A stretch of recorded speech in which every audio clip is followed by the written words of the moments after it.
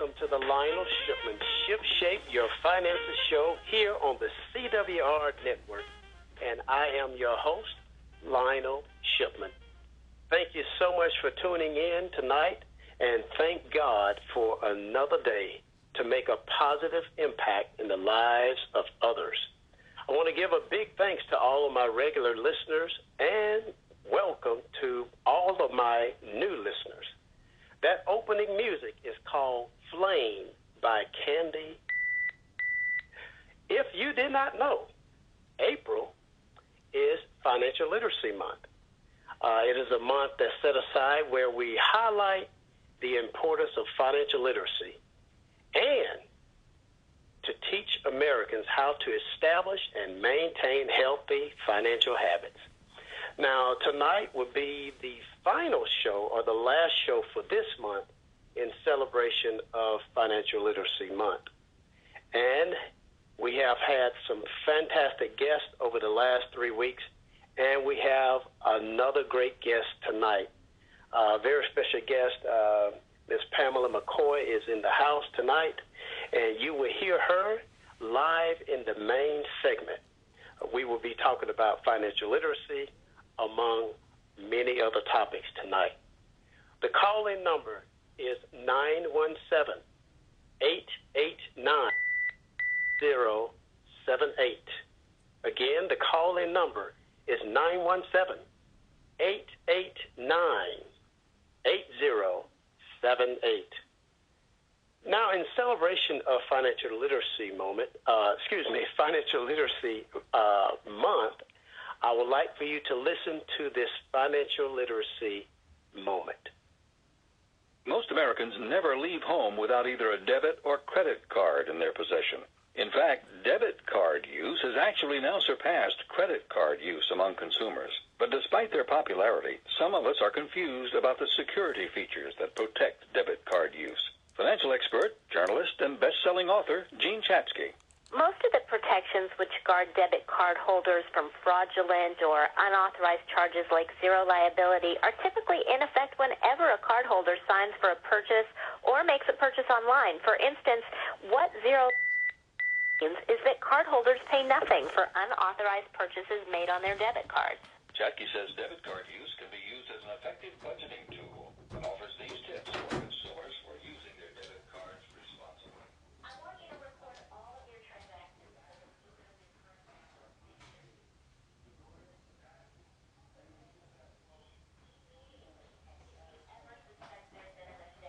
Also, choose a unique PIN and be sure to keep it private. Don't write it down and carry it around with you. More information about debit card security protections is available at practicalmoneyskills.com. I'm Lee Shepard. All right, we're going to take, as we've done the whole month, we're taking an early break this evening to give way to a special guest tonight so we can have hopefully a very helpful, informative discussion regarding financial literacy. So please stand by, and we'll be back right after this break.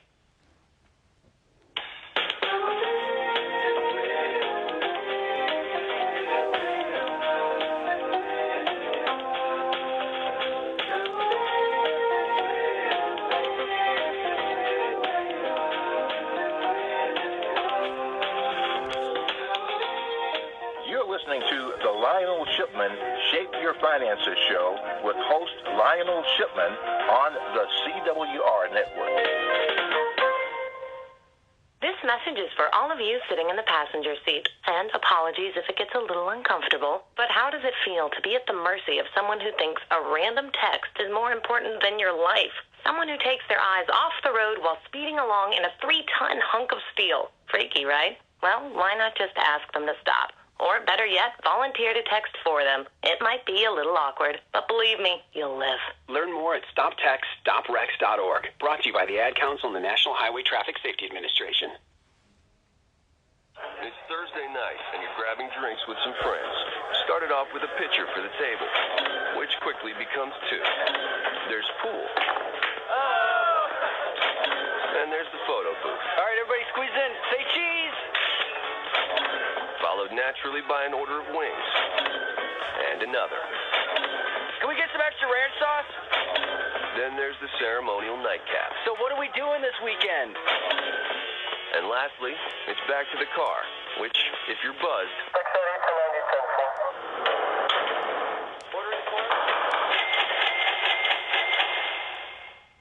could be the most expensive night of your life. Getting pulled over for buzz driving could cost you around $10,000 in fines, legal fees, and increased insurance rates. Nothing kills a buzz like getting pulled over for buzz driving, because buzz driving is drunk driving. Brought to you by the National Highway Traffic Safety Administration and the Ad Council.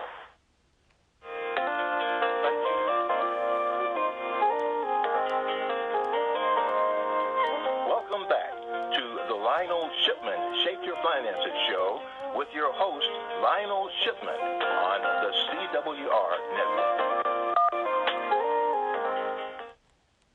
Well, tonight we have a very special guest. She has more than 28 years of experience in the credit industry. Recognized among top industry professionals, Pamela has been named as one of collection and credit risk top women in credit and collections, and has been nominated for Tampa Business Woman of the Year from 2007 through 2011. She is passionately inspired by her work, and her goal is to strengthen our community, networks, and individuals through delivering powerful credit, educational awareness, and financial literacy tools via financial capability education seminars and one-on-one consultation. She's also an author. Ms. McCoy is often called on by television news and other media broadcasts to provide professional opinion and insight into the world of financial security. She is also the president of Bonafide Credit Consultants, LLC. The company provides real solutions toward financial capability education. Let's give a warm welcome to Miss Pamela McCoy. Hello, Pamela. How are you? I am doing well and excited and glad to be here, Lionel. Thank you so much for having me. Oh, you're more than welcome, Pam. I'm glad that you were able to be here tonight. And as I've said, especially over this month, I want to take full advantage of all my guests and their knowledge and their experience regarding financial literacy and in celebration of Financial Literacy Month. So, Pamela, would you please tell our listeners a little bit more about your company, Bonafide Credit Consultants, and what you provide for your clients through that? Well, Bonafide Credit Consultants was birthed, if you will, in 2008. And at that time, I still was full-time at a credit card bank, vice president of collections, recovery, and fraud, which kept me pretty busy. So I was kind of doing double duty, if you will, wearing multiple hats.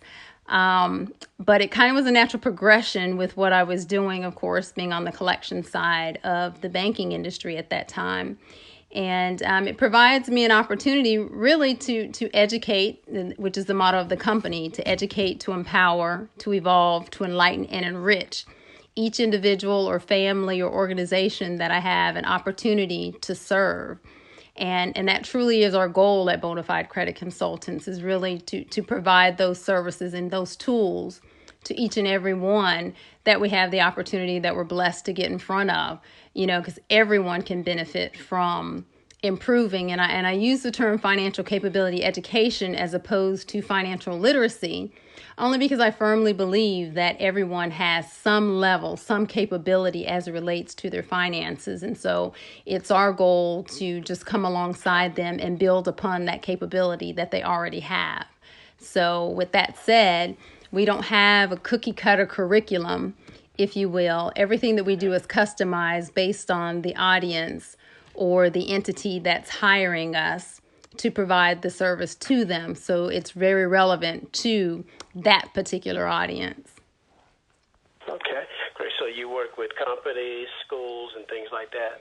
Absolutely. Our clientele is very diverse. We do churches, we do schools, colleges, universities. I spend time with teens and youth as well. I do women's groups and book clubs, and I mean, you name it. Because again, you said it kind of in the beginning of your show, everyone really has a need for this knowledge.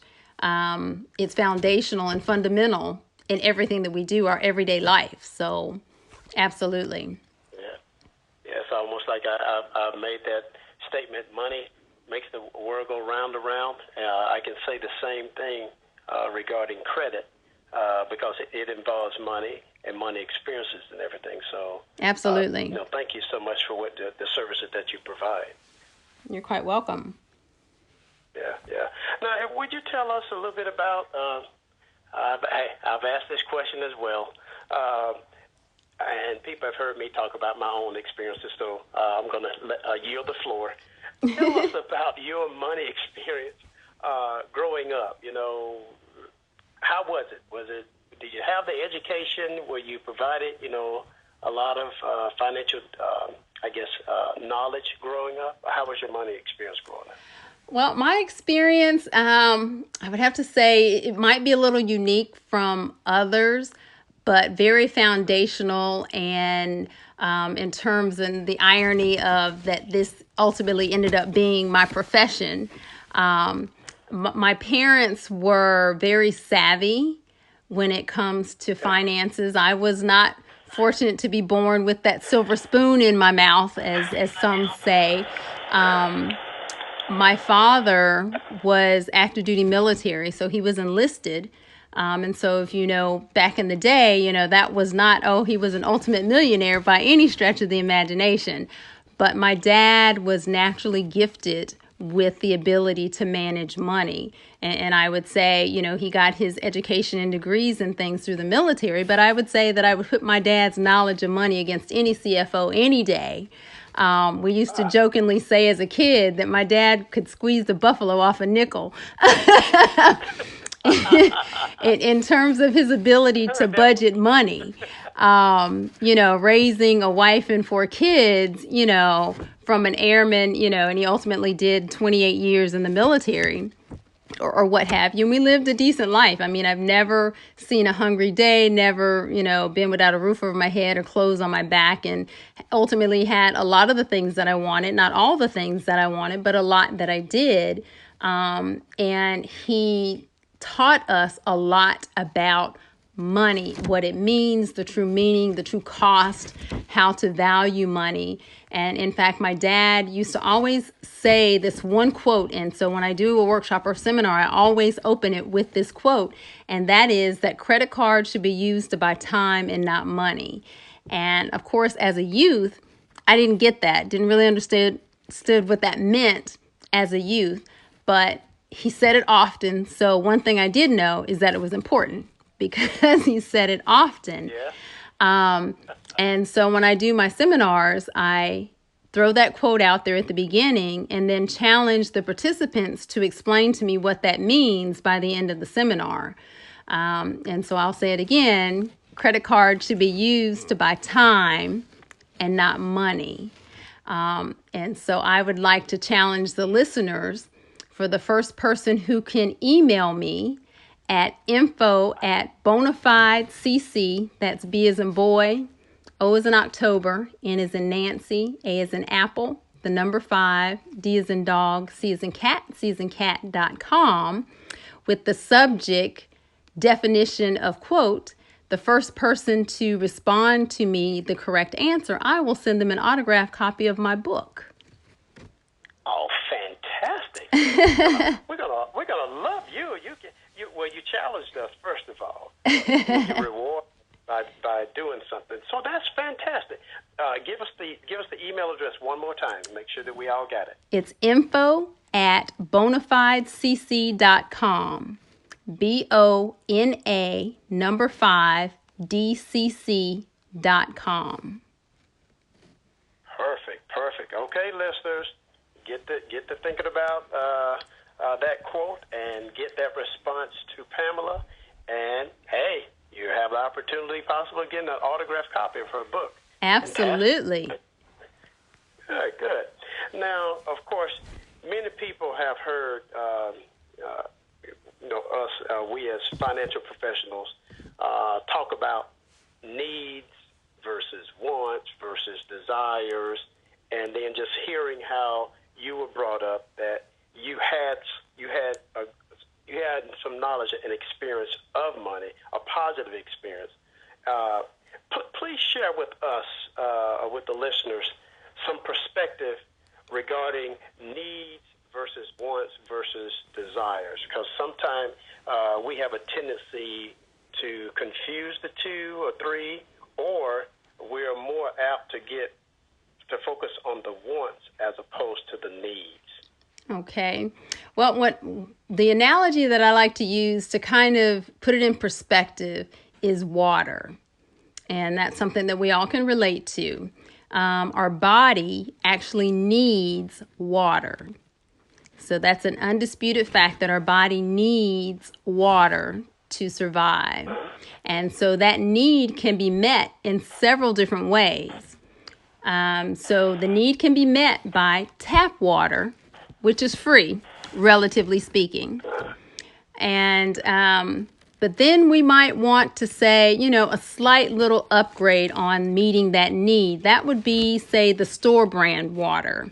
The nice brand, the Publix brand, or what have you of the water. That too meets the need, but that costs us a little extra. Then you might upgrade a little further to, say, the Perrier, the Dasani brand type water. Those two meet the need, but they cost even more. And so when you think about it in that perspective, the need is something that is undeniable. It has to be met. But we have to think about how are we going to meet that need.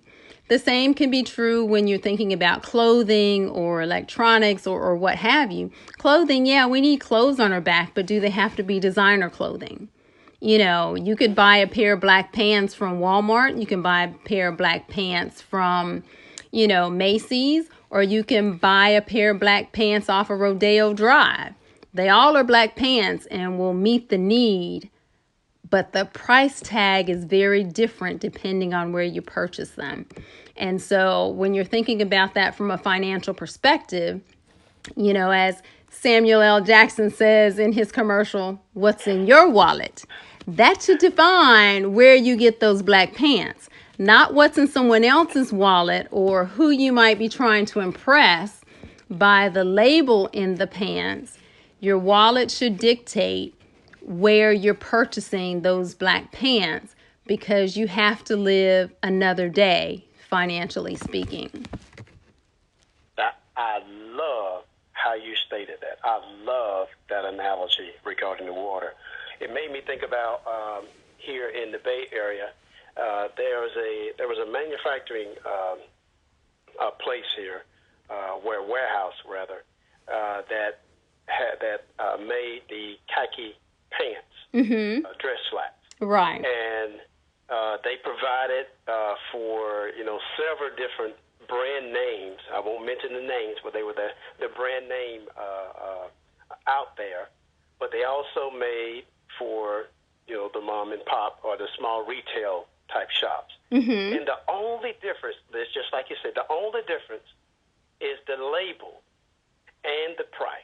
Exactly. Actually, it was, and this is so neat, so unique, because it was the exact same khakis that were on the high brand name versus the one that we get out of Walmart or where have you. So, you're right. The price point shouldn't matter. It should matter when it comes to the wallet, but meeting the true need, that's where we should be taking it from. And we're so inundated with advertisement, we're so inundated with television, with entertainment, to tell us that we need to have the brand name, we need to have the top of the line, and we are allowing our wallets and our appetite to feed into that. I refer to that as the possession obsession. We can't even see the forest for the trees. We're so obsessed with possessing things that we're not even thinking about the financial impact. Yeah. Just spend just so you can have it. And you hit on something else when you mentioned about purchasing things to impress. And trying to keep up with someone else. I spoke one time and I mentioned that we see these athletes that are making millions of dollars a year, or we see our favorite entertainer making millions of dollars a year. Now, they can afford, first of all, they can afford to go out and buy the quote-unquote brand name clothes, because a lot of times they're actually modeling those clothes for those brand name, brand labels. Right. But for somebody like us, common people, that are making nowhere near $1 million a year or a couple of $1 million a year, we cannot spend like they can spend because we're not making the money that they are making. It reminds me of that quote from my dad: "Don't try to live a champagne life on a beer budget." Mm-hmm. Just doesn't. And you know, the irony of it is the more money that you make, i.e. these athletes and celebrities that you speak of, the more money that you make, the less money you have to spend for those things. And what I mean by that is someone, say in Oprah, doesn't have to buy those expensive things because the designer of those expensive things wants her to wear those expensive things so that they can say Oprah's wearing my expensive thing, so that others might desire to wear said thing just because Oprah has it. And, you know, so Joe Schmo, the average Joe, is using his last dollar to buy this thing that Oprah got for free, and who can better afford to pay for that thing? You know, it's crazy, this vicious cycle, when you really think about the financial side of this cyclical obstacle that we run on every day, like hamsters on a wheel. We really just have to get a handle on our finances, and it all starts with our mindset and our clear understanding of how do we, as an individual, as a family, define money. And that really starts with that, what's in your wallet, you know, not what's in my wallet or the neighbor's wallet or your boss's wallet. What's in your wallet, and let that be your guide. Absolutely. I agree totally. Which kind of leads into my another area, you know, that we just finished up the tax season. Hopefully, many of you did receive a tax refund. I was fortunate enough, my wife and I, we received one. And, you know, we've finished that out. I know a lot of CPAs and tax accountants, they're on vacation now because they got I guess the first round completed, or the major round completed. Right. Here. But what do we do at this point, Pamela, seeing that we have either received a tax refund back, or in some cases, some people have had to pay out taxes. But what do we do now? All the hustle and bustle is over. What's going on now with people? What should we do, or what's going on at this point? Well, now that it's over, we kind of start beginning and preparing for next tax season. You know, just a word of caution: if you received a large tax return, I would just caution and say that's not necessarily a good thing, because the ideal scenario is that you're kind of breaking even and as close to zero as you can be. Because a large tax return says that you gave Uncle Sam a lot of money to hold for you for 12 months, and he just gave it back to you. You could have had that same money on your side of the equation and have invested it and let that money work for you and made a profit on said money over the same 12 months. So need to kind of talk about that. So if that's your situation, give me a call, give your tax preparer a call or something, because you really need to kind of get closer to zero in 2018 tax year. 2018 is going to be an anomaly. We don't really have time to talk about all of that at this time, but I would just say from personal perspective as well as a small business perspective, keep up with all of your receipts, you know, because we really just don't know yet what 2018 really means for tax season because of all of the tax changes that have taken place and have not yet been really interpreted yet. So we really don't know what it means. We just know that there's changes. So just buckle up, buckle tight, you know, be prepared. Don't throw away anything. When in doubt, keep it. I highly recommend scanning as opposed to the paper, because paper gets lost, and this would not be the time to have misplaced a piece of paper only to find out that it was a very, very important piece of paper that you need. So scanning, I highly recommend scanning receipts and documents. Whenever in doubt, make sure that it's electronic so you can put your hands on it, 6-9 months from now, just in case you need it. Perfect. Oh, great. Well, you gave us something to go on. I mean, it's because so many people, when they pass this point of tax season, it's like, okay, that's over. But, right. Knowing now, we need to start preparing, because you're right. There's a lot with the tax laws changing a bit. The new tax bill that was just approved and put forth. You're right. The potential of having a lot of changes for this tax season is definitely extremely high. So encourage all my listeners, keep all your receipts, all of your papers, keep everything on hand, scan. As Pamela made mention of, that's a very good tip for all of us to do as we finish out this year, which is unbelievable that we're almost at the end of April. Yes, it's crazy. That time is going by. Seems like to be rather fast for the year. But wow, I'm coming up to the end of my show. I cannot believe this. Yeah, time is flying. I'm gonna have to ask this question. Will you please come back? I certainly will. I certainly will. Perfect, because I have some other questions that I have to ask, and I think that will be beneficial for the listening audience to hear and to get your expertise and get some good, I call it nuggets of knowledge. Yes. From you. Well, perfect. We're going to have to schedule another time to get Pamela back on the show to finish out this segment, because I still have some questions to ask, and as always, I have more information than I do time. So. Yeah, but I want to get in before we go about my upcoming seminar. I don't want to miss out on that, because I want all the ladies, all your female listeners to quickly sign up. Tomorrow there's going to be a flash sale at 5:55 p.m. So they need to... Tell us the full detail. Go ahead. Tell us the full detail. The seminar will be June the 23rd from 9 to 1. The title of the seminar is F5, Fueling Financial Fire for Females. Sorry, guys, this is women only.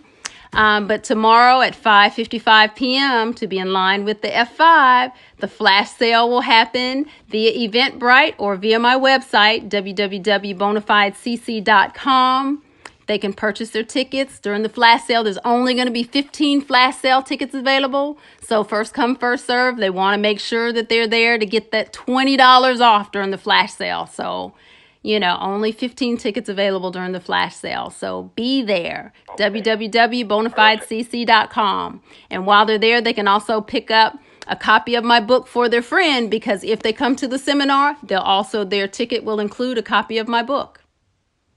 Okay. Perfect. Now, the last time I saw you, most of the time when I see you out, you have something on, a great advertisement. Now, you have other products there as well, right? I do. I have 2 T-shirts they'll find on the website as well. Okay, perfect. So make sure you check out our website. She has some great... I'm a little jealous because I don't have anything for me, but I think I need to get on the website and get me something as well. But great book, great information, great products out there for Pamela. So please take advantage of getting to the website. If you want to get to that seminar, you need to get register by tomorrow afternoon at 5:55. Yep, the flash sale starts at 5:55 tomorrow for the $20 off discounted tickets, but then the early bird tickets will kick in after that. But I want your listeners to be able to take advantage of the $20 off. But not to fret. The seminar is not until June the 23rd, so there'll be plenty of time to get tickets. I just wanted to be able to take advantage of the sale. Oh, absolutely. Perfect. Now, as we get ready to close, would you be so kind to kind of give us, or give the listeners about 2, maybe 3 good financial tips or some good financial advice as we come to a close tonight? 1, Don't forget my daddy's quote that credit card should be used to buy time and not money. And really, with needs, wants, and desires, I need your listeners to really just focus on the needs. Focus on your needs. The wants and desires, they'll come in time, but we need to focus on our needs, and that is directly tied to what is in your wallet. And the key word there, your wallet, not the neighbors, not your aunt, uncle, your mom, your dad, your friends, your neighbor, your wallet. If you don't have a spending plan, which we really didn't talk about tonight, you need to kind of get a spending plan that will help you with that, staying focused on your needs. Perfect, great. Well, Pamela, thank you so much for coming on tonight. Thank you so much for having me. I really enjoyed being here. Perfect, and we will definitely schedule another time so we can do a part 2 of our conversation. Sounds like a plan. Perfect. All right, well, that's a wrap for tonight. Thank you, everyone, for tuning into the Lionel Shipman ShipShape Your Finances show. My show is weekly, every Tuesday at 8:30 p.m. Eastern Standard Time. If you are not on social media, or if you're not following me on social media, I highly encourage you to do that. On Instagram, Twitter, LinkedIn, and Facebook. You can also connect with me on my website at www.shipmanconsulting.com. By the way, also, all of these shows here on the CWR network, we are on Google Play, Stitcher, and iTunes. So please feel free to go back and hear some of the past shows. In addition to the past shows, you can also hear some of the archive shows on my website, in addition to Google Play, Stitcher, and iTunes. But don't let me dare forget, if you have not signed up for our newsletter, go to the CWRTalkNetwork.com website, click on the orange subscribe button, and subscribe to our newsletter. If you have not purchased my new book, Sacred Vows, The Knot or Not, it is on Amazon and Barnes & Noble. For any autographed copies, yes, you can get an autographed copy. You can request it on my website at www.shipmanconsulting.com. Now, remember these words regarding your money and your life. Give cheerfully, spend carefully, and invest wisely. Now, let's go out with a little Old School by Huge Groove. Talk to you next week.